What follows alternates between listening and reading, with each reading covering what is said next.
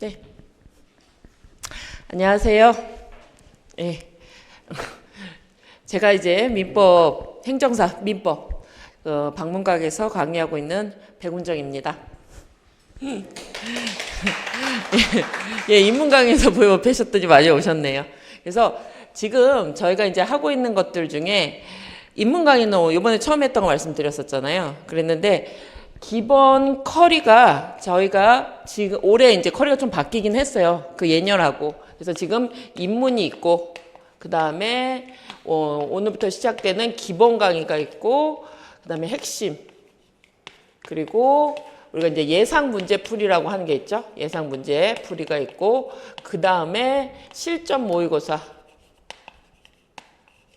그리고 하루 특강 뭐 이런 게 있어요. 하루 특강 해가지고 하루 그 시험 보기 전에 이제 하루에 전부 하고 간 뭐 하루 특강이라는 게 뭐 이렇게 있어요. 그리고 이제 우리가 당일이죠. 시험 당일이죠. 그렇죠? 그래서 저의 목표는 여러분들이 여기는 뭐예요? 이거는 연습이잖아요. 어디 가서 제일 잘 보셔야 돼요. 시험 당일날 이날 잘 봐야 되는 거잖아요. 모의고사 때 아무리 잘 봐도 소용없는 거잖아요. 그렇죠? 그래서 저는 이게 강의들이라고 하는 게 인문 강의는요. 기본 강의 들으려고 하는 거잖아요. 여기. 그리고요. 기본 강의는요. 핵심. 여기서 줄여주는 강의예요. 점점. 이게 13회라면 이게 8회가 되고 얘는 왜 듣는 이걸 왜 듣는 거죠? 문제 풀 수 있게 하려고 듣는 거잖아요. 여기는요. 진도별로 여러분들이 이제 이건 진도별로 해가지고 문제를 다 같이 풀어나가는 거예요. 과정이고. 이건 왜 하죠? 원래 실전에서는 몇 문제를 보세요? 25문제를 전범위로 보실 거 아니에요? 그러니까 그걸 대비해서 여기가 이제 우리가 동형 모의고사라는 거 실전하고 똑같이 25문제를 여러분들이 시간에 맞춰서 이제 풀으셔야 되는 과정이에요. 본인이. 왜요? 실전에 가서 할 걸 여기서 동일하게 느껴보시라고 하시는 거잖아요. 그래서 결국은 이런 학원에서 하는 이런 것들이 다 뭐죠? 시험장 가서 잘 보려고 하는 거예요. 그래서 여기 특강이라고 하는 거는 이렇게 모의고사 풀고 여러분들이 본인이 풀어야 돼요. 그래야지 제가 하는 건 뭐죠? 제가 같이 풀어드리는 거잖아요. 제가 말씀드리면 생각나는 거잖아요. 그게 아니라 시험장에는 여러분만 들어가잖아요. 책도 같이 안 들어가잖아요. 그래서 그런 과정들을 특강이라고 하는 거는 우리가 이제 시험 당일날 전에서 한 일주일 안에 시험과 관련돼서 우리가 일회독 할 수 있고 요 일주일 안에 몇 회독 할 수 있느냐가 자기 실력이에요. 그러니까 처음부터 끝까지를 몇 번 볼 수 있느냐가 실력이에요. 그래서 보통 우리가 이제 시험 공부를 안 하셨던 분들은 이제 우리가 거꾸로 가야 되는 거잖아요. 이날 제일 잘 봐야 되잖아요. 그럼 이날 제일 잘 볼 수 있는 방법이 뭐죠? 이 전날 이 내용을 전부 훑고 갈 수 있으면 잘 보는 거잖아요. 그래서 원래 공부 잘하는 학생들은 시험 보기 전에 이 날을 디데이로 해가지고 이 하루 전에 예를 들어서 우리는 세 과목 보잖아요. 그러면 세 과목을 하루에서 3일 안에 일회독 할 수 있느냐.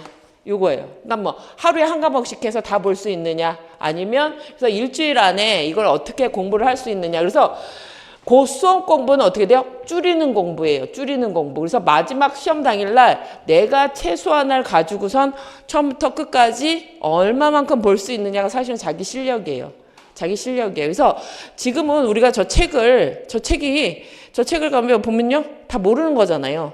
그래서 새 책이 중요하지 않아요. 지금부터는 이 책을 내 무기로 만들어야 돼요. 저 그냥 다 읽어보면 어떻게 돼요? 시험 당일날 저 새 책 갖고 있으면요. 저희도 몰라요.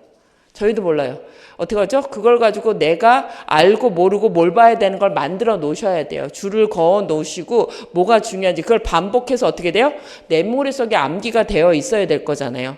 그래서 그런 과정, 점점 줄여가는 과정이에요. 그래서 시험 당일날 최소한 그 하루에 내가 이 민법을 전체적으로 한 번을 볼 수 있으면 여기 가서 무조건 합격할 수 있다고 생각하는 거예요. 그래서 지금 저희가 시작하는 과정들이 이렇게 쭉쭉쭉쭉 줄여나가서 시험 전날까지 해서 우리가 뭐 특강도 하루에 다 보고 가자는 거잖아요. 내가 못하니까 선생님이랑 같이 하자는 거잖아요. 그래서 이런 식으로 해서 어쨌든간 처음부터 끝까지를 보고 시험장에 가면 우리가 이제 7, 80점 맞을 수 있는 단계에 오를 수 있다. 이거를 이제 여러분들한테 해드리려고 하는 거잖아요. 그래서 교재라고 하는 것들이 이제 요약집을 많이 원하시긴 하는데 요약집은요. 그건 제가 요약했잖아요. 근데 결국은 누가 요약해야 돼요? 본인이 유학한 게 있어야 되는데 그거를 내가 못하니까 제가 같이 공부를 해드리면서 여러분들한테 뭐가 필요한지 뭐가 중요한지 그걸 해드릴 거잖아요. 그래서 그걸 하는 작업을 줄이는 게 사실은 이거예요. 그래서 이게 뭐냐, 어떻게 보면 이건 뭐죠? 기출 문제라고 하는 게 이미 나와서 정답이 됐던 지문들이에요. 그래서 그 기출지문이라고도 모두 필요한 게 아니라 기출지문이 우리가 문제를 풀어봤을 때 필요 없는 지문들도 많아요. 그런데 거기서 꼭 필요한 것들이고 지금 여기서는 뭐죠? 11회밖에 안 됐어요. 저희 시험이. 그리고 문제 수가 많지가 않아요. 그래서 문제도 되게 얇아요. 그러면 여러분들이 뭘 봐야 될지를 알아야 될 거 아니에요. 시험장에 가져갈 걸 알아야 될 거잖아요. 그러면 우리는 민법이 사실은 가장 기초적인 조문하고 판례예요. 그러면 조문하고 판례만 잘 암기를 하신다면 시험장에서 충분히 점수를 받을 수 있다는 얘기예요. 그래서 그걸 처음하고 끝을 같이 갖고 가자는 거예요. 처음부터 이거를 내가 지금 갖고 있는 이 조문하고 기출에 있는 것들을 얼마만큼 아느냐가 시험장에 갔을 때 여기 있는 걸 여러분들이 체크를 해놔서 내가 모르고 아는 걸 체크를 하고 그걸 다 알았으면요. 그 전날은요. 10번도 보겠죠. 체크 다 해놔서 내가 아는 거 모르는 거. 그거를 목표로 하고 있는 거예요. 그래서 제가 여러분들한테 보여드리고 싶은 거는 앞으로 해서 우리가 이 시험장까지 갔을 때 내가 무기가 만들어져 있어야 되는데 그게 기준이 조문 기출이라는 얘기예요. 그래서 처음 공부할 때 우리가 앞으로 뭘 목적으로 해야 되는지 보여드려야 되는 거잖아요.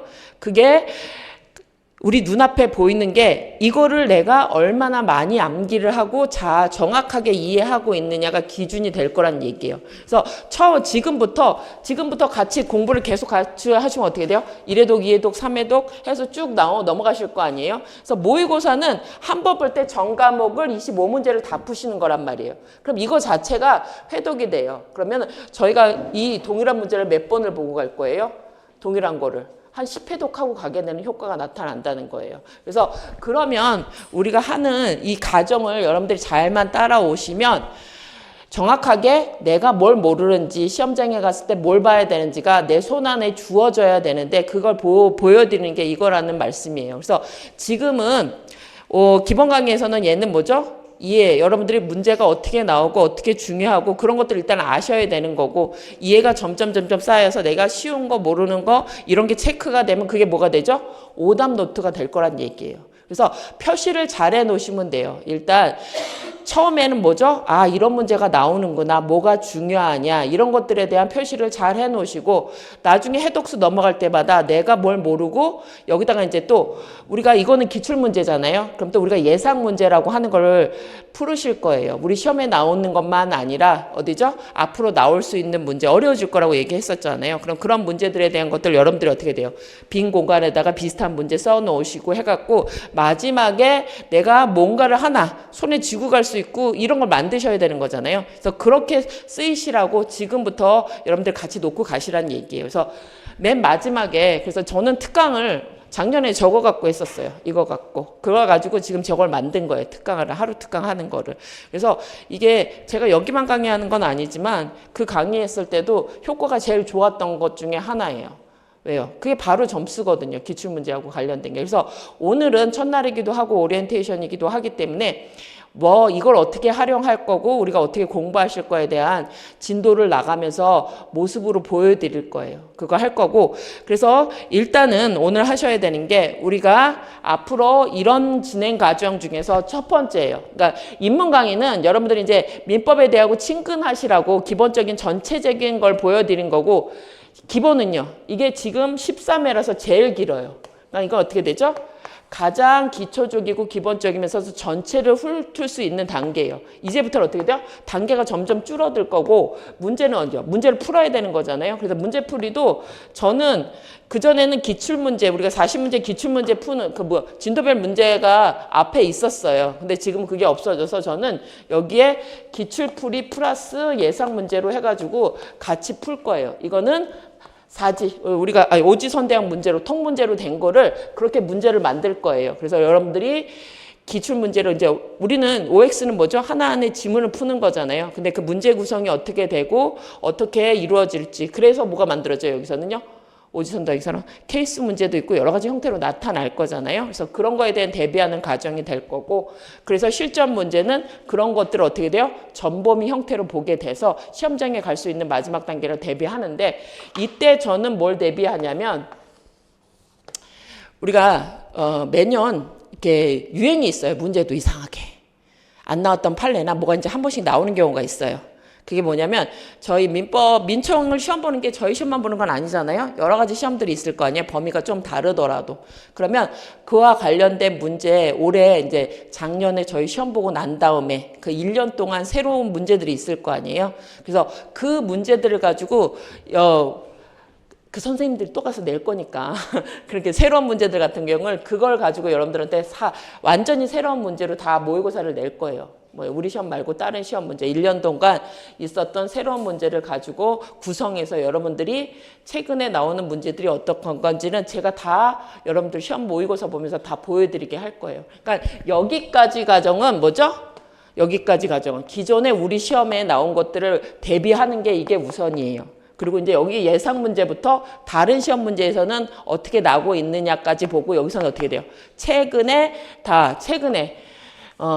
출제되고 있는 문제들의 형태와 우리가 어떻게 최근에 문제들이 돌아가는 것들이 있으면 우리가 한두 문제는 예상할 수 있어요. 안 나왔던 것이나 문제 형태들 같은 경우 그런 것까지 다 보시고 갈 거예요. 그리고 마지막에 정리하시고 그 다음에 내가 정리된 자료를 가지고 시험장에 들어가시면 여러분들이 확실히 문제에 적응력이 높아지실 거란 얘기예요. 그래서 우리는 이제 이렇게 진행될 거고, 오늘은 이제 기본 강의라고 하는데 일단 진행이 이렇게 될 건데, 거기 오늘 나눠드려 자료 볼게요. 오늘 나눠드린 보충 자료가 있는데 이제 이어서 나가게 될 건데, 거기 보시면 뭐 우리가 인문학일 때 잠시 봤던 거예요.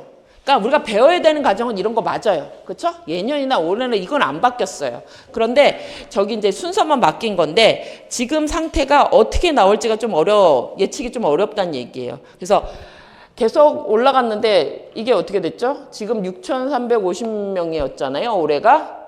그런데 저희 시험만 아니고 지금 다 모든 시험의 자격증이 다 증가하고 있어요. 그래서 여기 보시면 합격률이 41%인데 그게 출원인의 41%가 아니에요. 여기 응시생이 41%예요. 그럼 출원이 6,350명인데 2,000명이에요. 여기 2,000명도 되게 많은 거죠. 왜요? 2,000명이 2차 시험에 들어가면요, 채점을 몇 장 해야 돼요? 2,000명 넘잖아요. 근데 여기 있는 사람도 또 들어가는 거잖아요. 우리 2년차 같이 봐야 되는 거잖아요. 그러면 지금 벌써 어떻게 돼요? 300명 빼고 나도 3,000명 넘는 거잖아요. 사실은. 그래서 지금 1차가 쉽지 않아지는 것도 어렵게 내려고 한다는 말이에요. 왜요? 1차는 2차 보려고 지금 사람들 거르는 작업이잖아요. 근데 2차생이 많아지면요, 1차생은 많아져도 그렇게 어렵지 않아요. 왜요? 기계가 다 채점해요. 근데 2차는요, 손으로 채점해야 되잖아요. 그럼 혼자서 채점한단 말이에요. 근데 이제 선생님도 이제 채점하는 사람들 둘로 나눠줄 수도 있어요. 이렇게 많아지면요. 그러면 이게 이제 여러 가지 장소나 여러 가지 문제가 있어서 지금 이렇게 우리가 1차가 절대평가라고 하는 시험들은 나중에 보면 이게 어떻게 돼요? 갑자기 합격수를 떨어뜨린 경우가 발생해요. 그 작년에 그게 나타났잖아요. 뭐예요? 그 2차에서도 어떻게 됐어요? 실무에서 70% 까락졌어요. 70% 까락졌잖아요. 그래서 이게 우리 시험에서만 이런 거 아니에요. 간평도 똑같았고, 간평도 저희 시스템하고 똑같아요. 1차 60점 이상 합격하면 되고 2차가 200명 정도예요. 거기도 어떻게 됐죠? 1차가 갑자기 회계학이 67% 가락이었어요. 그 전에보다 반으로 줄었어요, 합격생이. 그 전에 많이 붙었었거든요. 거기도 지금 난리예요. 바짝 긴장하고 있어요. 어디서 까락 나올지 몰라요.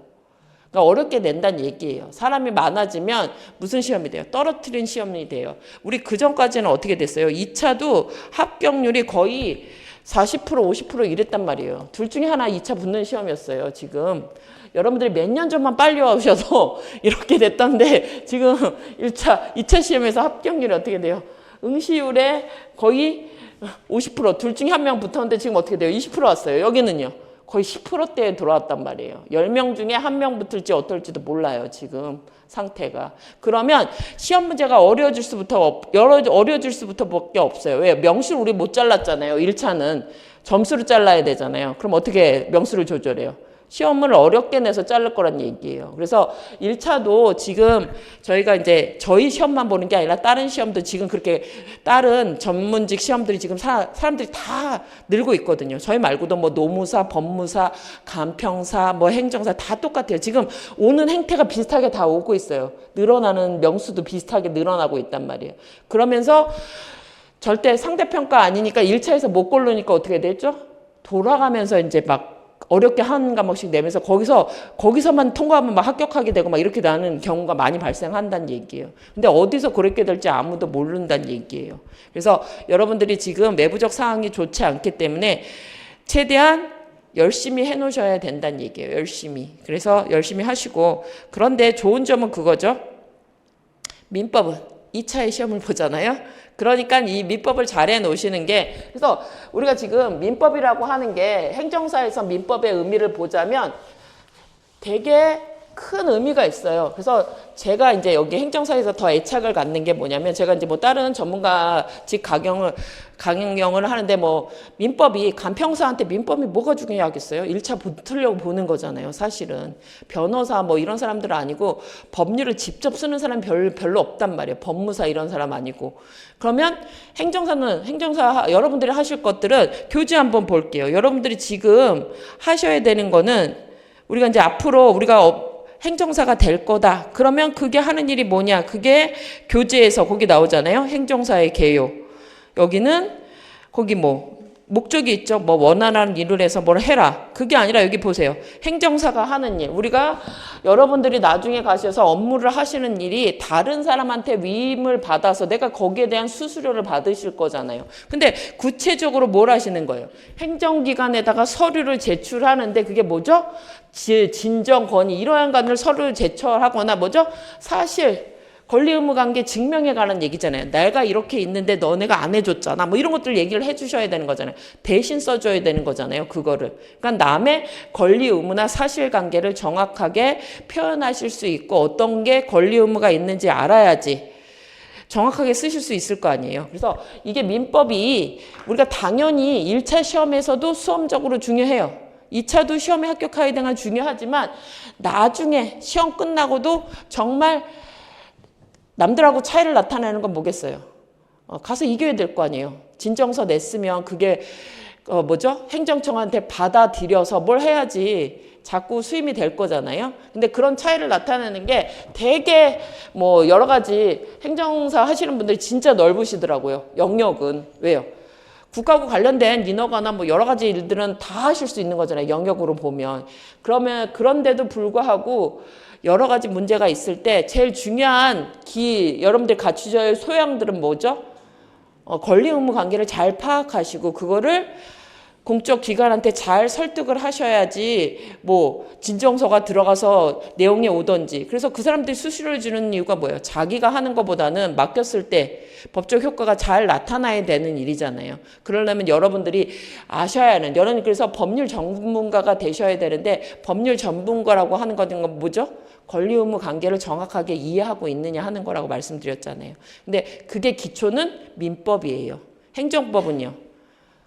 민법 법률 관계 중에서 어디죠? 행정청에다 어떤 절차로 해서 이루어질까, 이런 걸 배우는 과정이란 말이에요. 그래서 그런 것들은 절차적으로 중요한 거긴 하지만 가장 직접적인 중요한 거는 이거죠. 권리 의무 관계, 사실관계를 정확하게 서류를 작성해서 증명해주고 그거를 표현을 해서 인허가를 받게 해줄 수 있느냐, 진정이 수용될 수 있느냐, 뭐 이런 것들이 이제 여러분들의 그 능력의 차이를 나타내는 것 중에 하나일 수 있다는 얘기예요. 그래서 여러분들이 하셔야 되는 일 중에 가장 중요한 부분이기도 하고 가장 기본적인 것도이기도 하기 때문에 필요한 부분이에요. 그리고 특히 어떻게 되죠? 1차에도 민총을 보시고 2차에는 뭐죠?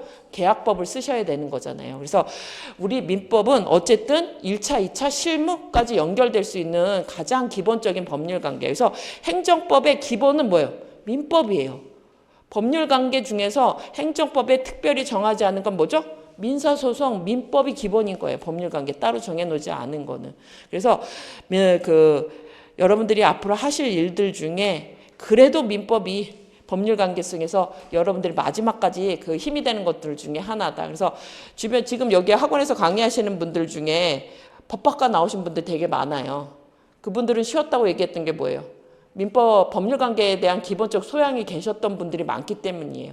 여기 대부분의 선생님들이 다 법대 출신이 옛날에 서시 공부하셨던 분들이 많이 오셔갖고 본인들은 그게 쉬웠다고 얘기하지만 여러분들은 아닐 수도 있어요. 베이스가 다 다르기 때문에. 그래서 민법에 대한 기본적 이해를 가지셔야지 다른 모든 법률관계하고서 관련돼 있다는 걸 확인하시고, 그리고 이제 우리가 시험적으로 보자면 시험이 어떻게 돼 있어요? 1차는 세 과목을 75분 안에 75문제를 푸셔야 돼요. 그러면 저 75분을 어떻게 쓸 거냐 하는 건 누가 결정하세요? 여러분들이 결정할 수 있다는 얘기예요. 옛날에 사시는 민법 한 개 보고 형법 1시간씩 봐요. 거의 70분씩 보니까, 민법이 70분씩 보니까. 근데 우리는 75분 안에 세 과목을 다 보잖아요. 그러면 여기 이제 범위가 엄청 넓다면서요. 그렇죠? 그러면 여러분들이 다른 것들의 시험이나 이게 시간을 확보해 주는 것도 할 수 있단 말이에요. 여기는 민법을 OX를 잘 하고 계시면 25분을 다 안 쓰고도 정확하게 맞을 수 있단 말이에요. 그래서 이런 것들, 그래서 시간을 세 과목, 두 과목 같이 볼 때는 한 과목을 잘 하고 있느냐가 다른 과목의 까락을 방지할 수도 있어요. 그래서 저희 같은 경우에는 특히 이제 이렇게 세 과목을 같이 보기 때문에 어떤 과목에 대해서 정확하게 이해를 해서 시간을 줄이고 있다면 다른 과목에 대한 점수가 올라가게 되는 계기도 될 수 있어요. 왜? 내가 못 풀었던 문제, 시간을 여유를 갖고 풀면 풀 수 있는 문제들도 있고 이렇게 될 거니까. 그래서 그런 의미에서 우리가 이제 시간을 정확하게 줄이고 하는 거는 지문 정리를 잘하는 거다. 그래서 지문 정리를 잘하기 위해서는 기존에 있던, 그래서 법률 판단은 우리가 쉽게 할 수 없다고 얘기했어요. 계속 바뀐다고. 그러니까 저 지문이라고 하는 게 그때는 맞았지만 지금은 안 맞을 수도 있어요. 왜? 판례나 조문이 바뀌었기 때문에. 그래서 항상 최신 자료를 보셔야 되고 관련돼 있는 것들이 OX가 있는 것들은 정확하게 확인하셔야 되는 것들이에요. 그래서 여기 있는 것들은 답이 됐던 것들이에요. 그래서 제가 또 오늘 우리가 문제로 확인하겠지만 그 구색 맞추기 지문들이 있어요. 아주 중요하지 않은 것들이거나 그런 것들에 대해서는 여러분들이 신경 쓰지 말아야 될 거는 빼놨기 때문에 꼭 보셔야 될 것들을 보게 된다는 거. 그래서 1차도 그렇고 2차도 그렇고 어떻게 해요? 한 과목씩 보는 게 아니라 두 과목씩 같이 보니까 정확하게 시간을 줄이고 수험 시간도 줄여주는 것 자체도 그게 점수화 될 수 있다는 걸 확인하셔야 되는 거고. 그래서 그런 것도 지금 어떻게 돼요? 처음 공부하실 때 생각하시고 우리가 1차는 180점만 맞으면 되잖아요. 세 과목이 합쳐서 180점 이상이면 되잖아요. 그 180점을 어떻게 내가 구성할 거냐. 이것도 각자 다르실 거예요. 내가 잘하는 게 있어요. 절차법이 쉬운 사람도 있고 민법이 쉬운 사람도 있고 여러 사람이 다를 거 아니에요. 그런 것들이나 2차도 어떻게 점수를 배분할 거냐 이런 것도 좀 생각을 해보시는 게 필요해요. 그래서 그런 것들을 보시고 쭉 넘어갑시다. 그래서 올해 이제 1차 시험을 봤었잖아요. 그래서 이제 시험 경향이 바뀌고 있다는 게 눈에 보이기 시작했어요. 올해부터 벌써 1차 시험에서 예년에 안 나오던 부분에 대한 게 막 갑자기 나오기 시작했어요. 이런 것들 안 나왔었거든요. 준법률행위, 승계치드 이건 주로 공인중개사에다 많이 나왔지 우리 시험에서는 안 나왔었거든요. 근데 그런 것들이 이제 나오기도 시작했고 그 다음에 총론적인 의미의 논점들이 있는 게 들어가기도 했고 그래서 그 밑에 보시면 특히 보통 우리가 이제 기출되는 영역들이 그 점수 배분에 따라서 만들어지는데 갑자기 어떻게 돼요? 자연인에서 2문제 나왔던 게 5문제나 나왔어요. 그래서 저는 이득을 봤죠. 그때 그 부재와 실종 같은 경우에는 잘 안 나왔는데 저는 예쁘게 표를 그려서 열심히 말씀드리면서 속으로 생각했어요. 너무 하는 거 아니야? 너무 많이 하는 거 아니야? 근데 올해는 부재하고 실종이 2문제나 나왔어요. 거기서 안 나오던 영역이었는데. 그래서 어쨌든 저는 그래서 저한테는 제가 열심히 했기 때문에 여러분들이 잘 푸실 기대했는데 지금 보시는 것처럼 뭐죠? 균형이 깨지고 있어요. 이렇게 기본적으로 나오는 것들이나 이런 것들이 예전보다 어떻게 돼요? 한쪽에 몰려 나와서 점수 배분이 달라지게 하거나 이렇게 지금 바뀌고 있는 경향이라는 거죠. 이렇게 점수나 이런 게 한쪽으로 치중됐다는 얘기는 어떻게 돼요? 안 나오던 영역들이 나오거나 한쪽에서 5문제가 나오려면 어떻게 되겠어요? 맨날 나오는 거 아니고 다른 영역에서 냈을 거 아니에요. 일단 한 군데에서 집중됐다는 얘기는. 그래서 저러면 여러분들이 쉽게 보지 않았던 그런 영역들도 출제가 됐을 거란 얘기예요. 그래서 안 봤던 게 나오면 어떻게 돼요? 틀린 확률이 높아지거든요. 그래서 지금 그렇게 이제 바뀌고 있다는 걸 확인하셔야 돼요. 이런 느낌이. 그래서 조금씩 조짐을 보이고 있어요. 이게 이제 예전에 나왔던 거 기본적인 패턴 말고 다른 형태가 나오고 있다는 게 지금 이게 눈에 보이고 있는 거고. 그래서 사례 문제라고 하고 케이스 문제가 있는데 올해는 사례 문제는 별로 줄었었어요. 더 줄었었어요. 근데 내년에는 더 늘 수도 있는 거고. 이렇게 해서 자꾸 이게 외형적인 것들이 지금 왔다 갔다 하고 있는 상황이니까 우리는 확실한 게 잘 지문들을 정리해 놔야지 변형된 것들에서도 확실하게 지문을 알고 있는 거면 그거 위주로 푸시면 되는데 거기서 흔들리면 나머지가 다 흔들리게 된다는 얘기죠. 그래서 그런 과정들이 어떻게 지금 되고 있다는 거 활용하시고 뭐 교재는 뭐 이런 식으로 보시면 돼요. 그래서 쭉 보셔서 정리를 하시면 우리가 이제 그래서 민총은 우리가 민총은 그 입문에서 말씀드렸듯이 크게 보면 통칙이죠. 그래서 민법 중에 민총은 민사, 사인 간의 법률 관계 중에서 가장 넓게 적용돼야 될 것을 얘기하고 있는 것이다. 그리고 거기서부터 이제 법률 관계부터 나오는 것들, 여기서 법률 관계까지, 사인 간의 법률 관계까지, 그 다음에 권리 주체부터는 법률 행위와 관련돼서 누가 계약의 당사자가 되느냐, 이런 내용들이 쭉 연결되시고, 그래서 어디까지? 거기, 소멸시효, 앞까지가 법률 행위에 대한 얘기고, 크게 보면 권리 소멸과 관련된 내용으로 구성되어 있다. 이제 우리가 입문 강의에서 들으셨던 부분이죠. 그래서 쭉 넘어오셔서 이제 들어가시면 그래서 교재 한번 볼게요. 교재로 들어가시면 이제 총칙이다. 그래서 이제 오늘부터 배우셔야 될 게 우리가 민총에서 그 입문 강의에서도 말씀드렸다시피 민법은 뭐죠? 사인 간의 법률 관계를 말하는데 거기 보세요. 법률 행위를 우리가 이제 민법을 배우는 게 일상 용어들하고 우리가 달라지는 부분이 있기도 하고 용어를 넓게 썼다, 좁게 썼다 하기도 한다고 말씀드렸죠. 그래서 우리가 민법이라고 하는 게 우리가 이제 여기 법전에 있는 민법을 말하느냐 아니면 민법, 사인 간의 법률 관계 전부를 말하느냐 이거에 따라서 우리가 어떻게 돼요?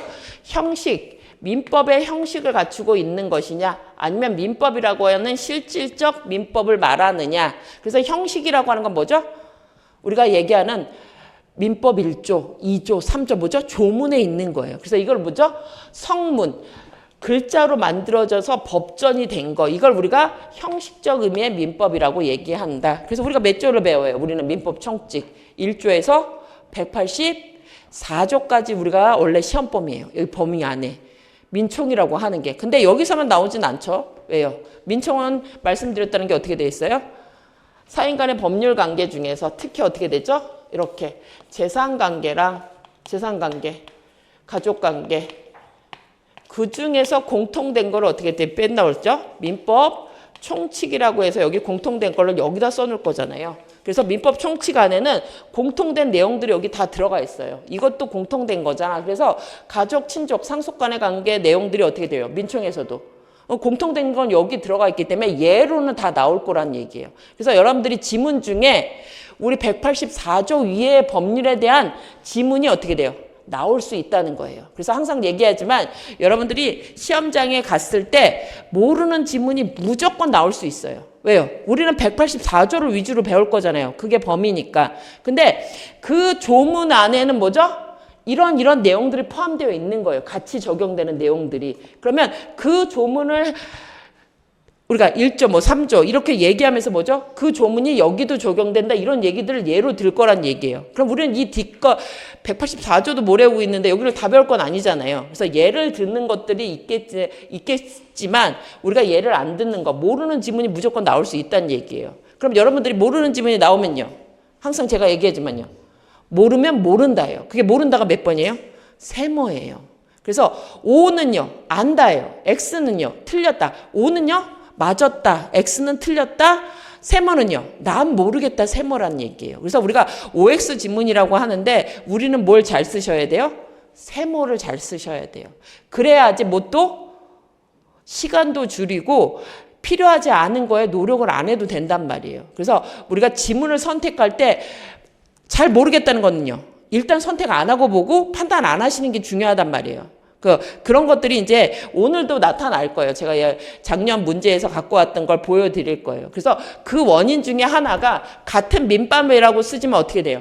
이렇게 형식적으로 조문에 있는 의미들만 아니라 어떻게 돼요? 넓게 쓰일 수도 있다는 얘기예요. 그래서 민법이라고 하는 것도 형식적으로 보면 민법적 1조부터 어떻게 돼요? 저 크게 1118조까지 원래 민법 조문에 있는 거거든요. 그게. 근데 그것만 배우는 거 아니잖아요.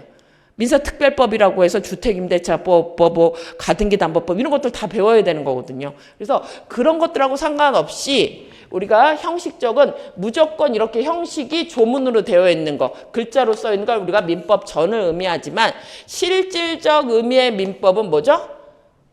공법하고 달리 민법 뭐죠? 민자잖아요, 이거. 그냥 사인 간의 법률 관계다. 이게 민법이라는 거예요. 실질적으로 보면 모든 사람들, 그러니까 사람이기만 하면 관계 속에서 만들어지는 것, 그때 적용되는 게 일반 사법이란 얘기예요. 그래서 제가 농담처럼 말씀드리잖아요. 이 세상에 저 혼자 있으면요, 법률 관계가 필요한가요? 그냥 다 제 거잖아요. 그렇죠? 그래서 우리가 얘기하는 거는 항상 관계 속에서 만들어져요. 재산 관계, 가족 관계 뭐예요? 부부 관계도 의무가 있잖아요. 권리도 있고 이런 것처럼 관계 속에서 만들어져요. 근데 그게 그냥 생활하면서 이루어지는 관계는 그냥 생활 관계라고 얘기해요. 근데 거기다가 뭐가 들어가요? 법적인 힘이 들어가면 그때 법률 관계란 얘기예요. 법률 관계가 돼요. 그래서 우리가 그거 얘기잖아요. 애인이 더 사랑하는 사람일 수 있어요. 결혼한 사람보다. 그러잖아요. 옛날에 안 그랬는데 결혼만 하면 왜 이렇게 사랑이 식는지. 그렇죠? 근데 어떻게 돼요? 애인 관계는요? 법적 관계는 아니에요. 강제는 아니에요. 강제. 근데 어떻게 돼요? 법률상 애인들끼리 힘이 있나요? 우리는 힘이 없어요. 사실혼 관계라고 하더라도 힘이 없어요. 법적인 힘은. 법적인 힘이 생기는 건 어떻게 돼요? 법률혼이 돼야 돼요. 그래서 혼인신고해야 돼요. 그래야지 법적 힘이 생겨서 부부관계가 되고 상속권도 만들어지고 이런 관계가 만들어지고 부양의무도 만들어져요. 근데 애인 관계에서 막 부양의무 만들어지냐? 그건 이제 사랑으로 호소해야 되잖아요. 너 나 안 사랑해 막 이런 거 하는 거잖아요. 그건 뭐죠? 그냥 생활관계예요. 생활관계. 근데 그게 법적 힘이 있기 위해서 뭘 해야 돼요? 결혼을 하고 혼인관계가 만들어져야지 법률상 힘이 생겨서 뭐죠? 부부관계에 따른 상호 부양 의무. 너 나 부양해야 돼. 그런 거 이런 것들이 이제 만들어지잖아요. 그렇죠? 이렇게 만들어지는 거예요. 그래서 이렇게 규율되는 거. 그래서 실질적 민법이라고 하는 거는 사인이라고 했을 때 나타나는데 그게 어쩌죠? 그냥 생활관계에서 생활관계를 어떻게 돼요? 법으로 규율했을 때 그걸 우리가 일반 사법이라고 하는 실질적인 생활관계라고 얘기하는 거예요. 그러니까 원칙적으로 생활관계는 생활관계에서 법률적으로 적용되는 거 엄청 많겠죠.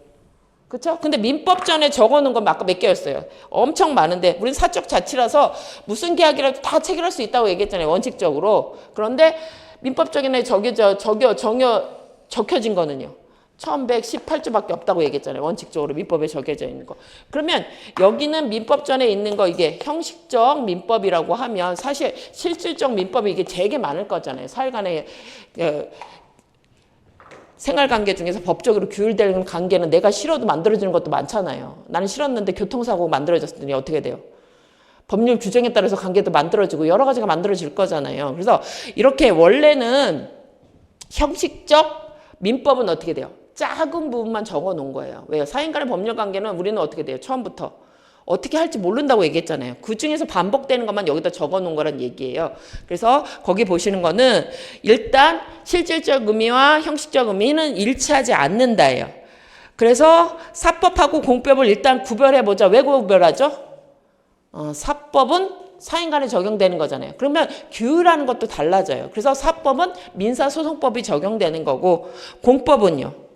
뭐 행정상 관계면 행정소송법이 그 중에서도 형사 관련된 거, 검사를 만나야 되는 건 형사소송법 이렇게 적용될 거란 얘기예요. 그래서 이거는 그냥 이해하시는 것들이에요. 그래서 넘어가시면 오늘 우리가 배워야 될 게 이거죠. 민법의 법원. 그래서 민법은 뭐냐? 우리 이제 오늘 이거 배우는 거잖아요. 우리 배우시려고 하는 게 민법이 뭐냐 하는 거잖아요. 그래서 말씀드린 것처럼 민법은 어떻게 돼요? 사실은 사인 간의 이거는 외우시자고 말씀드렸잖아요. 법률 관계다. 법률 관계예요. 사인 간의 법률 관계예요. 그렇죠? 사인 간의 법률 관계예요. 근데 이 1조는 뭐죠? 1조는 민법 전에 1조일 거 아니에요. 그러면 형식적 의미의 민법의 1조잖아요. 그렇죠? 형식적 의미의 민법의 1조잖아요. 조문으로 만들어진 거 1조잖아요. 그런데 여기 보세요. 1조. 법원이에요. 법원이 뭐냐? 민사. 사인 간의 분쟁에 대해서 사인들이 싸우면 민사사건이라고 얘기하잖아요. 사인이 분쟁이 발생하면 법률이 없으면 뭐죠? 규정이 있다면 그걸 찾아보고 없으면 어떻게 돼요? 그럼 없으면 야, 계속 싸워. 사인 간의 분쟁이 뭐예요? 둘이 싸우고 있다는 거잖아요. 사인 간에. 부부가 뭐 이혼하겠다고 싸우든지 누가 둘이 싸우고 있다는 얘기잖아요. 그러면 법률에 규정이 있으면 그거에 따라 판단하겠죠. 그럼 규정이 없으면요. 계속 싸우라 난 모르겠다 이렇게 할 게 아니라 이게 뭐라고 해요? 규정이 없어도 우리는 간습법을 찾아볼게. 그래도 없으면 어떻게 돼요? 조리에 의해서라도 너의 분쟁을 판단해 줄게. 그래서 여기는 뭐죠? 누가 본다고요? 이건 판사가 보는 법이에요. 조문이에요. 사실 우리한테 필요 없어요. 우린 싸울 거잖아요. 그럼 싸우면 가서 뭐라고 해요? 민사소송에 가서 판단한다면서요. 판사님 가려주세요. 그랬더니 판사가 뭐래요? 내가 118조를 다 찾아봤더니 너와 관련된 얘기는 없더라. 계속 싸워라. 이렇게 할 거예요? 대부분은 있겠죠. 뭐 있긴 하겠죠. 그렇지만 싸우라고 할 수 없다고 얘기했잖아요. 어떻게 돼요? 법률 규정이 없으면 간습법이 있는지 찾아보고 없으면 어떻게 돼요? 인간이면 갖춰야 될 도리에 따라 판단한다. 이게 조리라고 이제 만들어져 있다는 얘기예요. 그래서 여기는 이건 이제 조금 이따 할 거고 여기서 제일 중요한 거는 이 법원이 뭐냐는 거예요. 법원이. 거기 보세요. 법원이란 뭐죠? 법의 인식 그거 존재 형식이래요. 되게 어려운 말이죠. 법이 뭐니? 결국은 뭐죠? 판사가 어떤 근거에 의해서 사인 간의 분쟁을 해결할 수 있는 근거예요. 2조에 따라서 무효야. 뭐 몇 조에 따라야 너는 졌어. 그렇게 사는 거 아니야. 막 이렇게 판단을 해줘야 되는 거잖아요. 판사가 둘이 싸웠을 때 네가 이긴 거야. 네가 잘한 거야. 너는 잘못했으니까 손해배상해. 이걸 해주면 어떻게 돼요? 사실 뭘 써줘야 돼요?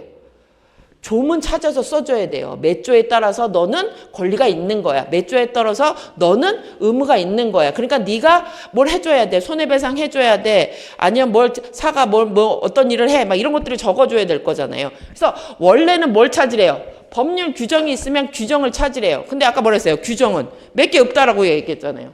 그래서 이거 말고 뭐 다른 건 있겠죠. 여러 가지가 있겠지만 일단은 민법전이라고 하는 형식적 민법에는 요거밖에 없다고 그랬잖아요. 근데 이거하고 규율이 돼요?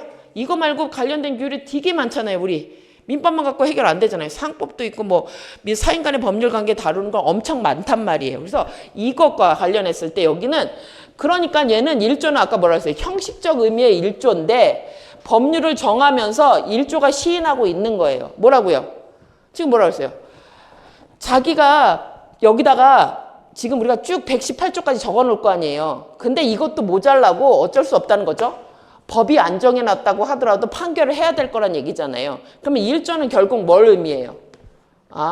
실질적 의미의 민법을 얘기한다는 얘기예요. 1조 자체는. 형식적 의미 내가 아무리 써놓지만 못 쓸 거야. 그렇지만 니네가 싸울 때 내가 판단해 줄게. 뭐죠? 불문. 이건 뭐죠? 써놓은 거잖아요. 글자로 써놓은 거. 여기는 어떻게 돼요? 글자가 없다. 성문으로 안 써 있다고 하더라도 내가 니네들이 싸울 때 판단을 해줄게. 어떻게 돼요? 실질적 민법에 따라서 사인 간의 법률 관계 분쟁을 어떻게 해결할지. 그래서 여기 뭐죠? 1조는 민사의 분쟁, 사인 간의 분쟁에 대해서 적용해야 될 기준인데 그 기준이 어떻게 돼요? 그냥 민법전만 아니라 어떻게 돼요? 실질적 의미의 민법에 대해서 모든 기준을 가지고 판단을 해주겠다는 얘기예요. 그래서 1조는 형식적 의미의 1조인데 1조가 뭐부터 시작해요? 내가 다 못 쓸 거야. 그러니까 일단은 써보고 안 그래도 내가 싸우고 나면 판단을 해줄게. 왜? 너네들은 사적 자치기 때문에 니네들이 무슨 일을 할지 우린 모르거든. 그러니까 일단 열심히 줘보고 못 적어도 내가 이걸 해주겠다는 얘기예요. 그러니까 1조는 민법 조문 자체가 어떻게 돼요? 다 못 적는다고 시인하고 시작하는 거예요. 그게 뭐 있잖아요. 규정이 없어도 없다라요. 규정이 없을 거라는 거 미리 예상하고 있는 거잖아요. 사인 간의 분쟁에 대해서 규정이 없을 수도 있어. 그러면 난 어떻게 해? 그 글자가 없다 하더라도 간수법을 찾아보고 없으면 조리, 인간에 맞게 도리에 맞게 판단해 줄게 이렇게 얘기하고 있는 거예요. 그래서 이 1조가 되게 처음 배울 때 저는 무슨 말인지 몰랐어요. 선생님이 막 얘기하는데 뭘 형식적 의미의 민법이라고 했다 막.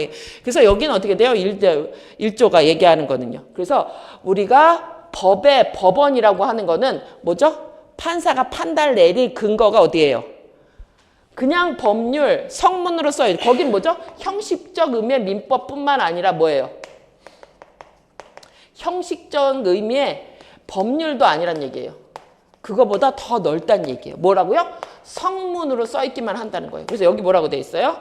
성문으로 써있기만 하면 된다는 거예요. 글자로만 있으면 된다는 얘기예요. 그래서 그 밑에 거는 하나씩 볼 거예요. 그래서 거기 일단 여러분들이 하길 게 이게 제일 중요해요. 1조는 민법의 법원, 법률 판단의 근거인데 그 근거 분쟁이 일어날 때 저기 뭐죠? 이거에 따라 해주는데 그것도 어떻게 돼요? 적용 순서로 된다고 얘기해요. 순서 어떻게 해요? 법률이 있으면 법률로, 없으면 어디로 갈 거예요? 간수법, 없으면 조리. 그래서 1조가 의미하는 바가 되게 많아요. 법적 분쟁이 일어나면 일단 법률 규정을 찾아보고 없으면 조리, 법률관계, 간수법, 조리에 의해서 판단하는데 저게 어떻게 돼요? 적용하는 순서이기도 하다는 얘기예요. 그래서 판사가 그냥 자기 마음대로 좋은 걸 골라오는 게 아니에요. 어떻게 해요? 법률을 찾아보고 없으면 간수법, 조리 순서로 적용한다는 거예요. 그러면 법률하고 간수법이 있으면요. 판사는 뭐에 갖다 판단할 거예요? 법률 갖고 먼저 판단하니까 이게 순서니까 간수법은요. 법률이 없을 때면 얘가 적용될 수밖에 없다. 보충적 효력이다. 이런 게 이제 여기서 다 나올 거예요. 이렇게. 그래서 여러분들이 여기 보는 건 원칙은 그래서 우린 뭐예요? 원칙은 성문법주의예요. 글씨로 써야 있는 것부터 어떻게 사인 간의 분쟁을 이렇게 해결하는 조문이 있으면 우린 뭘부터 적용할 거예요? 원칙. 성문법부터 적용할 거예요. 그래서 판사가 어떻게 판결해줘요? 무슨 법률, 뭐 가등기 담보법 몇 조에 따라 너는 권리가 있는 거야, 없는 거야 이렇게 판결을 해줄 거예요. 그래서 판결문에 밑에 뭐가 나와요? 몇 조에 근거해서 판단을 한다. 이게 조문을 써주는 거예요.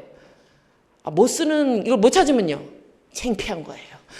판사가 창피한 거죠. 그랬을 때 못 찾았으면 보충적으로 어떻게 돼요?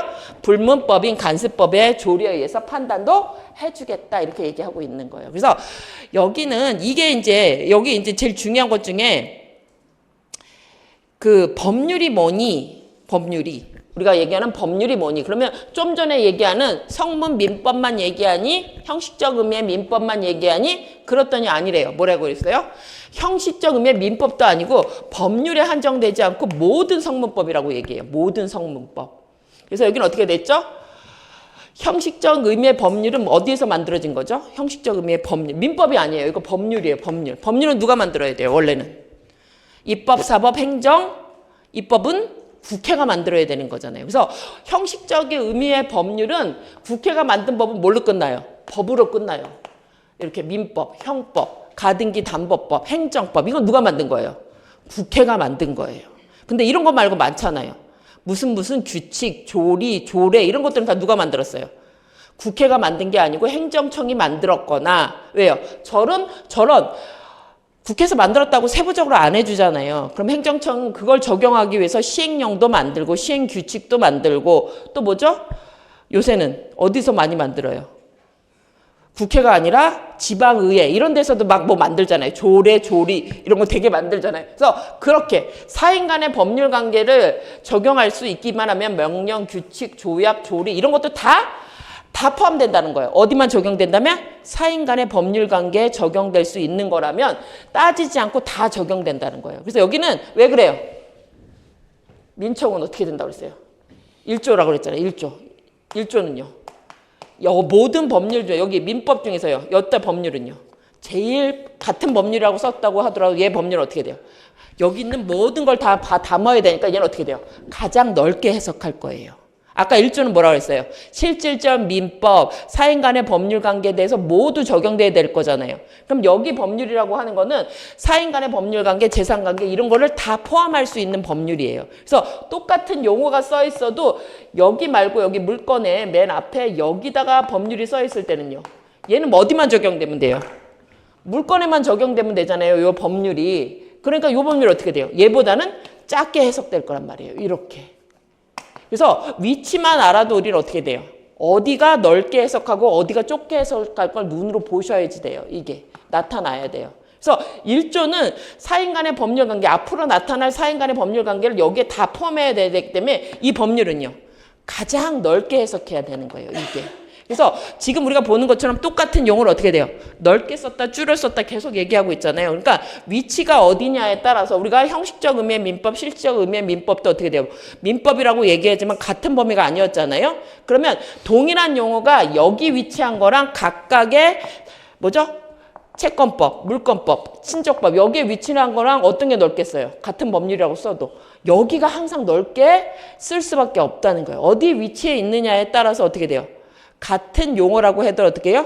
사용 범위가 달라진다는 거예요. 그래서 민법이 어려운 게 이거예요. 동일한 용어가 어떻게 되죠? 위치에 따라서 쓰이는 범위가 달라진다는 거예요. 그게 1조의 의미가 이래서 중요해요. 그래서 여기는 다 포함되는 거다. 그래서 우리는 물건을 안 배우지만 물건에 가면 이렇게 왜요? 다른 거는 사적 자치가 적용되는데 물건은 어디죠? 모든 사람이라는 게 동일하게 한 사람이 소유권이 가지면 다 소유권을 가져야 되기 때문에 여기에서는 적용되는 게 어떻게 돼요? 물건 법정주의가 적용돼서 조그맣게 적용된단 말이에요. 그래서 여기는 같은 법률이라고 적용 범위가 어떻게 돼요? 1조는 법률, 간수법, 조리가 다 적용됐었잖아요. 근데 여기 뭐죠?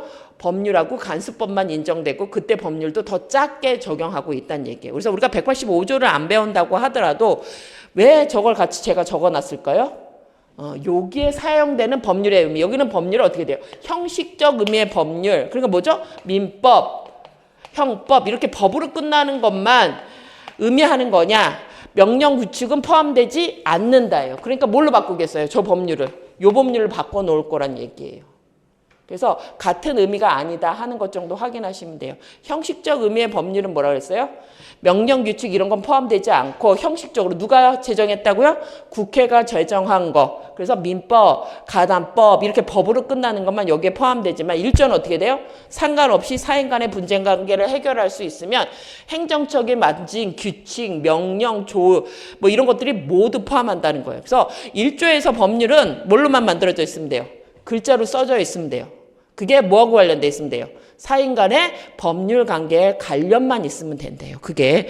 그래서 거기 밑에 보면 판례도 있죠? 뭐 이게요? 뭣도 된대요. 우리나라에서 만든 거 아니고 저 국제적으로 이렇게 가입한 조약, 협약 이런 것도 다 된대요. 뭐만 관련돼 있으면. 사인 간의 법률 관계에 적용될 수만 있으면. 더구나 어떻게 돼요? 우리 것보다 먼저 적용된대요. 왜요? 우리 거에 적용이 있으면 이거 조약도 만들었겠어요? 없으니까 조약 만들었겠죠. 이게 중요하진 않아요. 근데 나왔을 때 이해는 하실 수 있어야 돼요. 그래서 아까 뭐라고 돼 있어요? 거기 명령, 규칙, 조약, 뭐 국제, 법규 뭐 이런 것들 다 포함된다는 얘기예요. 뭐하고 관련돼 있기만 하면요? 이거 잊지 말으셔야 돼요. 순서도 중요해요. 어떻게 돼요? 이런 것들이 민사와 관련되어 있다면요. 사인 간의 법률 관계와 관련되어 있다면이에요. 그래서 저기서 중요한 단어는 뭐예요? 사실 얘가 제일 중요해요. 사인 간의 법률 관계와 관련된 국제조약도, 사인 간의 법률 관계가 관련되어 있는 명령도 다 포함된다예요. 그래서 형태가 중요한 게 아니라 뭐가 중요해요? 사인 관계, 법률 관계에 적용될 수가 있다면 그것이 어떤 형태로든 상관이 없다예요. 이게. 그래서 우리는 뭘 봐요? 이걸 보잖아요. 뭐 이게 형태, 법률이냐 이런 걸 보는 게 아니라 제일 중요한 건 뭐예요? 사인 간의 법률 관계를 규율할 수 있는데 그게 쓰여만 있기만 하면 된단 말이에요. 그것이 일반 법규라도 상관없대요. 국제 일반 법규라도 상관없고 조약이라도 상관없고 어떤 것도 상관없다는 거예요. 1조는. 왜요? 가장 넓게 해석해야 돼요. 왜? 사인 간의 법률 관계를 다 1조 안에서 근거를 가지고 판사가 해결해야 되니까. 1조는 뭐라고 했어요? 판사가 뭐에 따라서 너한테 권리가 있어 이렇게 써줘야 되는 근거조문이라고 했잖아요. 그럼 어떻게 돼요? 넓게 해놔야지 판사가 근거에 따라서 판단을 줄 거기 때문에. 그래서 거기 보시면 돼요. 그래서 쭉 보시고 여기까지 보시고 거기 간습법 볼게요. 그래서 여기는 크게 보면 1조는 어떻게 돼 있어요? 크게 보면 이 법률 아까 뭐라고 그랬어요? 이 법률을. 여기 법률에 규정할 때 이 법률은 뭐죠? 성문 글자로만 써 있으면 되는 거잖아요. 그럼 여기는요. 간습법부터는요. 불문 글자로 안 써 있는 거지만 우리가 판단을 해주겠다. 이건 불문법의 관계예요. 글자는 없어도 뭐처럼 쓰이는 거예요? 법률 관계로 규율될 수 있는 것들이 뭐가 있느냐 이걸 찾아보겠다는 거죠. 그랬을 때 거기 간습법이라고 하는 건 뭐죠? 불문 법률인데 여기 뭐죠? 조문에는 없을 거잖아요. 글로 안 써였다고 얘기했잖아요. 그럼 우리가 어떻게 이게 법률인지 확신을 해요? 일단은 아까는 법률 어떤 형태로든 글로 써있다는 거잖아요. 사인관계, 법률관계. 그럼 여기는 글은 안 써있다는 얘기잖아요. 근데 우리가 어떻게 법률관계인지 알아요? 간행이에요. 거듭되는 간행. 뭐죠? 행동이 간습적으로 계속되고 있는 거예요. 아, 글씨는 안 써 있을 거 아니에요. 어떤 형태로 글씨가 써 있는 건 어디로 들어갔어요? 법률로 들어가 있잖아요. 그럼 간습법은요? 글씨는 안 써 있을 거 아니에요. 그러니까 글씨는 안 써 있는데 어떻게 우리가 그게 법인지 알 수 있어요. 그거는 행위가 계속되는 거예요. 똑같은 행위가 계속 반복되고 있는데 그 행위를 사람들이 어떻게 생각해요? 법적인 것으로 사람들이 확신이 생겨서 뭐가 있어야 돼요? 법 규범화 됐어야 돼요. 그게. 사람들이 다 글에 안 쓰여 있는데 맨날 똑같이 행동하니까 사람들이 어떻게 돼요? 이거는 법인 것처럼 느껴져야 된단 말이에요. 규범화 돼야 돼요. 그랬을 때 그렇다 하더라도 어떻게 돼요? 헌법에 어긋나면 안 돼요. 우리는 헌법은 뭐였죠? 국가를 만드는 기본 정신이에요. 그래서 우리는 민법이 어떻게 만들어졌어요? 23조에서 헌법 23조에서 사유재산권은 보호된다고 얘기했잖아요. 재산권은 보호된다고 써 있어요. 재산권은 보호된다. 근데 그 안에 단서가 있어요. 법률의 범위 안에서. 그 말은 뭐예요? 법률이 있으면 재산권도 제한할 수 있다. 그래서 여러분들이 배우는 행정법, 그 행정절차법에 따라서 뭐가 돼요? 나 싫은데 못 해요. 강제로 막 수용하고 이러잖아요. 내 건데 내가 안 팔게요. 소유권이 절대 원칙. 내 마음대로 판다면 내가 팔고 싶을 때 팔고 싶은 사람한테 팔고 싶은 가격에 팔 수 있어야 되는 거잖아요. 근데 국가가 어떻게 돼요? 여기는 공적으로 써야 된다. 시청으로. 무조건 나 싫다는데 어떻게 돼요? 강제적으로 팔게 하잖아요. 수용해버리잖아요. 내가 계속 버티면. 그래서 거기 어디 있어요? 단서에. 23조에서 그랬어요. 법률의 범위 안에서 재산권은 보호된다는 거예요. 그럼 법률을 정하면요. 재산권은 제한할 수 있다고 써져 있는 거예요. 그래서 우리는 공산국가는 아니지만 뭐죠? 공공복리가 수정해서 적용되기 때문에 항상 뭐죠? 원칙과 예외가 있어요. 원칙적으로는 소유권은 보호되지만 일정한 경우에 법률이 규정이 있으면 어떻게 돼요? 예외적으로 제한될 수도 있다. 원칙과 예외. 이렇게 돼 있다는 얘기예요. 구조 자체가. 왜요? 원래 이념은 뭐예요? 사적 자체예요. 근데 우리는 뭘 쓰고 있어요, 요새? 공공복리라고 해갖고 어떻게 돼요?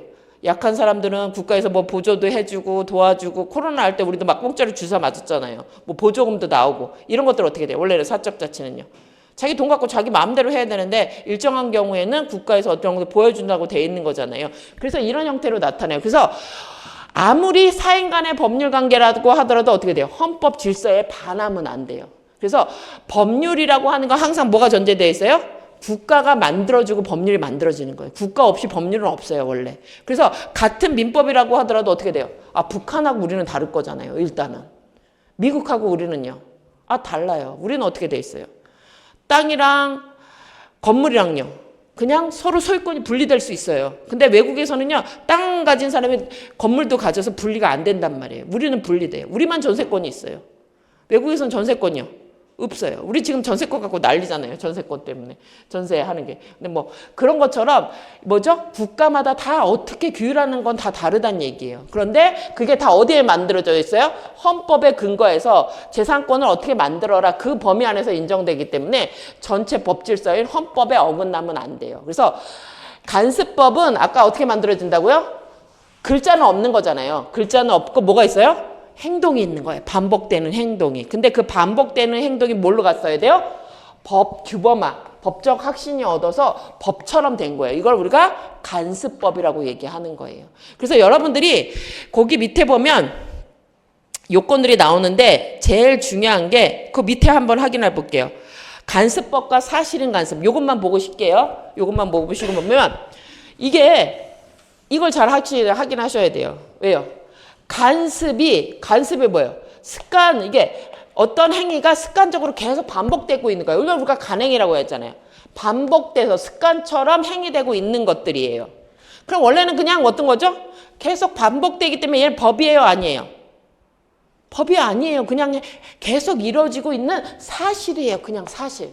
근데 사람들이 계속 똑같은 행동을 하는 거예요. 그렇다고 법이에요? 법은 아니란 말이에요. 이게 원래는. 근데 어떤 거는 어떻게 돼요? 계속 반복되니까 반복되다가 사람들이 어떻게 돼요? 법같이 확신이 들어서 규범화되는 것들이 있단 말이에요. 이걸 뭐죠? 간습이 법이 됐다고 해서 간습법이라고 하는 얘기예요.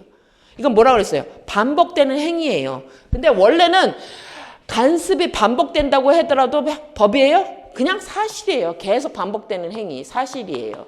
근데 그러니까 이게 많겠어요? 이게 많겠어요? 이게 많겠죠. 대부분이 이겠죠. 이거겠죠. 그래서 법처럼 된 거는 몇 개 안 돼요? 5개예요. 그러니까 우리가 외워야 되는 거예요. 5개. 간습법상 법정지상권, 분묘기지권, 동산양도담보, 명의신탁, 명인방법. 딱 요 5개예요. 우리가 인정되는 거는요. 그러니까 판사가 다 찾아봤자 몇 개 찾아보는 거예요? 5개밖에 안 찾아봐요. 저거. 5개밖에 안 찾아볼 거예요. 그럼요. 나머지는요. 우리나라의 간습법으로 인정되는 거 있어요? 없어요? 아직 없어요. 아직 없어요. 딱 5개만 있는 거예요. 그러니까 여러분들이 나왔을 때 다음 중 간습법에서 인정되는 건요. 저거 말고 나온 놈요. X예요. 다 X예요. 지금 우리한테 인정되는 건요. 딱 저거 5개밖에 없어요. 그럼 나머지 간습들은요. 그냥 다 사실이에요. 이렇게 사실이에요. 계속 반복되고 있어도 그건 어떻게 돼요? 법이에요? 아니에요? 이걸 갖고 판사가 판단해줘요? 판단 안 해준단 말이에요. 그래서 1조에 말하는 간습법, 즉 법원, 뭐죠? 법률 판단의 근거가 되는 간습법은 지금 뭐죠? 아까 얘기한 대로 간행이 어떻게 돼야 돼요? 법적 확신까지 얻어서 사람들이 이게 법같이 느껴져야 된다는 얘기예요. 그래서 그게 어떻게 돼요? 그렇다 하더라도 헌법에 어긋나면 안 되는데 아까 얘기한 대로 우리는 원칙적으로 성문법을 취한다고 했잖아요. 그래서 간습법이 있다고 하더라도 뭐부터 적용돼요? 법부터 적용되기 때문에 얘는 보충적으로 적용되는 거죠. 그러니까 사실인 간습과 간습법은요. 구별되죠. 하나는 뭐가 됐어요? 법이 돼서 판사가 판단할 때 법적 근거가, 판단의 근거가 되는 거지만 사실인 간습은요. 그냥 사실이잖아요. 법적 관계가 없는 거니까 얘는 법력 해석의 효력이 될 수는 없어요. 이게 제일 큰 거예요. 얘는 법원성이 없어요. 그냥 뭐니까 사실 반복되고만 있었지 법이 됐어요? 안 됐어요? 안 됐어요. 그러니까 그거에 근거에서 판사가 판단해 줄 수 있어요? 없어요? 판단 못 해준다. 그게 뭐였었죠? 1조의 법원성, 법률 판단의 근거가 될 수 있느냐. 판사가 그걸 가지고 판단할 수 있느냐 했을 때 간습법은 법처럼 됐기 때문에 가능하지만 사실인 간습은 그냥 사실로 남아있잖아요. 그래서 법원성은 없다예요. 그럼 얘는 뭘로 쓰일 거니? 얘는 뭘로 쓰일 거니? 그랬더니 이거를 우리가 법률 해석의 기준으로 되기를 한대요. 법률 해석의 기준이 뭐죠? 법률 행위. 법률 행위는 누가 해요? 행위는 우리가 할 거잖아요. 행위는 우리가 할 거잖아요. 그래서 뭐죠? 여러분들 오늘 아침에도 그렇죠. 여기 두유도 사 드시고 여러 가지 했었잖아요. 그 편의점 가고 이런 데서 뭐예요? 커피도 사 먹고 이런 게 다 뭐 하는 거예요? 법률 행위, 법적 힘을 갖는 행위를 하신 거잖아요. 왜요? 내가 돈 매매계약 체결하는데 저쪽에서 안 주면요. 주세요. 소송해요. 그렇죠. 작은 건 안 할 수도 있지만 뭐죠? 싸울 수는 있잖아요. 내가 왜 안 주냐고 얘기할 수 있는 거잖아요. 그게 다 뭐죠? 법적 힘이잖아요. 그래서 이런 것들은 원래는 법률 행위는요. 법적 권리를 얻으려고 하는 행위가 법률 행위잖아요. 그러면 이게 매매를 체결한 거니 증여를 한 거니 이런 걸 해석해야 되는 거잖아요. 그런 기준을 댈 거란 얘기예요. 그래서 보통 우리는 어떻게 돼요? 편의점 가서 아무 말도 안 하고 거기 계산대에 올려놓으면요. 무슨 표시예요? 말 아무 말도 안 했어요. 그래도 우린 뭐라고 생각해요? 아, 이걸 사겠다는구나. 그래서 알바생이 뭐라고 해요? 거기도 말 안 하잖아요. 그냥 찍잖아요. 그럼 뭐런 얘기예요? 아, 1,000원. 그 다음에 뭘 달래요? 찍고 카드를 달래. 그 다음 뭐죠? 이미 계약은 체결됐다는 얘기예요. 1,000원이에요? 그럼 뭐라는 거예요? 이행을 하라는 얘기잖아요. 너 돈 내놔라 이거잖아요. 매매에 따른 대금 지급하라는 얘기잖아요. 그러면요. 우리가 카드 결제하면 물건 갖고 오면요. 소유권까지 취득해서 법률 관계가 다 이루어진 거잖아요. 그랬을 때 보통은 어떻게 돼요? 아무 말이 없어도 이렇게 갖다 올려놓으면 뭐라고 얘기해요? 이게 뭐예요? 카드 내놓으라는 얘기잖아요. 알았다고 찍고 카드 대세요 막 이러는 거잖아요. 근데 얘가 이렇게 했다고 갖고 튀었어요. 나중에 잡았어요. 뭐라고 얘기하는 거죠? 내가 가져가겠다더니 끄떡끄떡 했어요. 가져가래요. 그래서 왔어요. 그 뭐라고 얘기하는 거예요? 자기는 증여라고 주장하는 거잖아요. 제가 그냥 가져가겠다고. 근데 우리가 보면요. 미친 거잖아요. 편의점 가게에 들어가서 끄떡끄떡 했다고 가져가라고 얘기는 안 하잖아요. 그렇죠? 법률행위 해석을 할 때 뭐라고 얘기해요? 미쳤지. 그냥 가져가면 도둑이지. 이렇게 생각하잖아요. 그런데 여기 이 동네에서는 그렇죠. 근데 저기 시골 동네에서는 그 동네 사람들이 어떻게 돼요? 어떤 아이들, 그 동네 사는 아이들에게는 뭐죠? 예를 들어서 백시 집성촌 같은 데들 있잖아요. 그러면 애들은 그냥 가자, 공짜로 먹게 하자. 우리가 그냥 주는 걸로 하자. 그렇게 할 수 있어요. 그러면 애들이 뭐라고 해요? 10년 동안 그 마을에 가서 그 애들은 어떻게 됐어요? 삼촌! 이거! 그럼 이건 뭐예요? 아, 내가 이거 가져갈 테니 다음 과자에 이걸 채워놓으라 이런 거죠. 그럼 뭐예요? 이건 뭐죠? 내가 가져가겠다. 삼촌이 알았어 하는 건 뭐예요? 증여의 의사표시일 수도 있단 말이에요. 그래서 여기는 반복되는 행위가 계속 있었을 때 그 동네에서는 못 것처럼 되지는 않았어요. 법적 힘이 있는 건 아니에요. 삼촌이 그 과자 안 갖다 놨다고 걔가 그 소송하고 그래야 돼요? 그런 법적 힘은 없을 수 있단 말이에요. 하지만 뭐라고 얘기해요? 그 당시에 그거를 매매라고 해석 안 하고 증여라고 해석할 수 있는 기준은 될 수 있단 말이에요. 판사님, 우리 동네에서는 이거 사가는 거 아니에요. 매매 아니에요. 여기 서울 아니고 우리 마을에서는 아이들은 무조건 가져갈 수 있도록 돼 있었어요. 계속 가져갔어요. 삼촌이나 가져가도 된다 했어요. 그래서 내가 과자를 올려주면 삼촌이 그게 빠졌으니까 그 다음날 또 갖다 놔요. 그럼 난 과자를 먹어요. 그러면 나는 도덕이 아니잖아요. 애들도 다 얘기해요. 애들도 다 얘기해요. 그래서 이렇게 얘기한다면 판사가 뭐라고 그래요? 너네 동네는 그러니? 다른 애를 친구 데리고 와봐. 너도 그랬니? 막 얘기하면 어떻게 돼요? 아, 니네 동네에서는 매매가 아니었구나. 그냥 주는 거구나. 그래, 넌 도둑 아니다. 가라. 이렇게 얘기할 수 있는 거잖아요. 돈 안 내도 되겠구나. 도둑 아니다. 가라고 하는 건 형법이에요. 민법은요. 넌 돈 안 내고 가져가도 됐었던 거다. 이렇게 해석할 수 있는 거잖아요. 이게 법률행위 해석 기준이란 말이에요. 이거는 그 법률 관계를 해석하는 게 아니라 얘가 어떤 행위를 했느냐 그거 기준이 된단 말이에요. 이게. 그래서 그 차이점 확인하시라는 얘기예요. 그래서 아까 얘기한 대로 법원이라고 하는 건 어떻게 되죠? 판사가 뭐라고 그랬어요? 법률 규정 찾아보고 없으면 뭐라고 그랬죠? 조리. 없으면 간습법 조리에 따라 판단할 거잖아요. 그러니까 판사가 뭣도 찾아보겠어요? 간습법도 자기가 알아서 찾아보겠죠. 왜요? 우리는 간습법이 몇 개인지 몰랐잖아요. 오늘 전까지 모르신 분들이 대부분이었잖아요. 근데 판사는요. 간습법이 5개인지 우리보다 더 잘 알을 거잖아요. 그러니까 간습법이 법이 됐다고 하는 거는 법이 계속 적용됐다는 얘기예요. 그러니까 판사는 어떻게 돼요? 법률 규정은 조문 보고 찾아볼 거고 간습법도 법이니까 찾아서 알아서 판단을 해줄 거란 말이에요. 그래서 법원이 알아서 직권으로 판단해 줄 거예요. 근데 여기는 사실은 간습은요. 그 동네만 있었잖아요. 판사가 알아요, 몰라요? 모르니까 여기는 어떻게 돼요? 당사자가 판사님 제가요 지금 3년 동안 맨날 그랬단 말이에요. 그러면서 얘기를 하니까 주장하고 그래서 친구들 다 데리고 와서 쟤도 그랬어요. 막 그렇게 하면 어떻게 돼요? 그때 말지 판사가 알아요, 몰라요? 모른다는 얘기예요. 그래서 여기는 사실인 간습은 그냥 사실일 뿐이기 때문에 판사가 그걸 가지고 판단할 수 있어요, 없어요? 못해요. 몰라요. 그 동네가 어떤지. 그래서 여기는 일단 간습이냐 사실은 간습이냐는 여러분들이 어떻게 하셔야 된다고요? 얘는 글로 써져 있지 않았어요. 뭐죠? 반복되는 행동이 있었은 거예요. 근데 그 행동이 너무 반복됐는데 법적 규범까지 가졌다? 그럼 간습법이 된 거예요. 그래서 간습법이 된 건 몇 개 없겠죠? 5개만 있을 거예요. 그거 외우실 거고 일반적으로 반복되는 행동이 계속 있었다 하더라도 뭐죠? 그건 그냥 사실일 뿐이에요. 그러니까는 이걸 가지고 판사가 판단할 수도 없고 이런 게 있다고 하더라도 판사는 모르니까 당사자가 어떻게 돼요? 우리 동네는 그래요. 주장 증명을 해야지 인정되는 거란 얘기예요. 그래서 여기는 여러분들이 두 개를 나누셔서 행동을 해야 돼.